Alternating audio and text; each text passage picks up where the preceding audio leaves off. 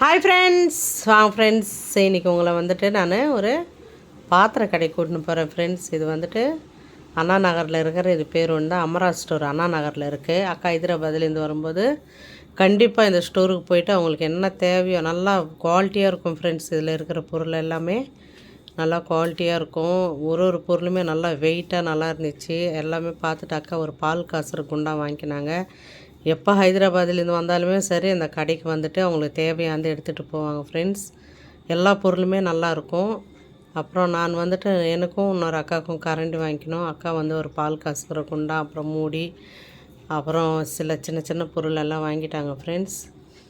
வாங்கிட்டு அப்புறம் இந்த இந்த இந்த கடை வந்து 3 ஃப்ளோர் இருக்கும் ஃப்ரெண்ட்ஸ். கீழ் ஃப்ளோரில் வந்துட்டு இது மாதிரி பாத்திரம் கடை.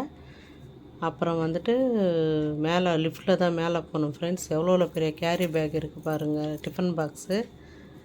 அப்புறம் எல்லாம் இல்லாத பொருளே இல்லை ஃப்ரெண்ட்ஸ். எல்லாமே என்னென்ன டிசைனில் என்னென்ன பொருள் தேவையோ எல்லா பொருளுமே அந்த இடத்துல இருந்துச்சு. அப்புறம் 2வது மாடியில் எல்லாமே அலுமினியம் பாத்திரம். அக்கா இங்கே வந்து ஒரு கடாயும் ஒரு சின்ன டெக்ஸா மாதிரி ஒன்று வாங்கிக்கினாங்க. அரமனை இரும்பு கடாய்.